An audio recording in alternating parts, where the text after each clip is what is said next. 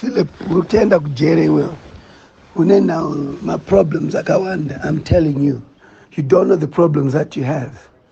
You're a land baron. Unogona kuvara kwa unovara. Kune mukumuka kuti hauvari.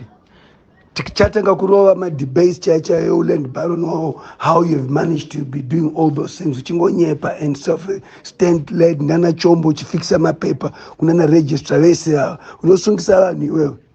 Ungati you attack me wewe. Uri mcheche pakataka. Your health is bad. Your masako that popping out. Nekuti utano was right. AIDS unayo zvese zviripo zvakazara ipapo. Wada kutaura chimanje. Urimbwa munhu man. I will respect kana ani unovuga to make people. Hausi mwera nomeka vanhu wewe. Haugoni kutaura nevana vako chaicho vakazvara. Uchisura nemboro yako iri reckless. Isinochengeta vedu. Oda kuti utichi kwauri. Kana zvakuremera wakapedza tenga mota nyowani rini wewe.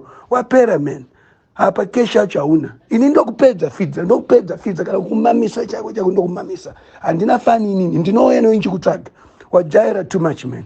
Haungotaura muri yedu pese pasina basa. Sofuda kuonererwa nevanhu sani. Elizabeth mzukuru wangu atadza kuchengeta chicha unacho.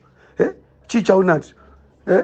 Chero mugabe suro magenga aikuziva mudhara yokuti uri tsotsi.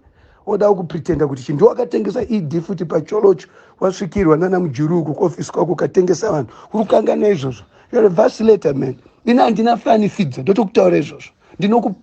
Kukupedza chako. Unosara uchina chinhu. Machende anosara nemvura. Bloody shit.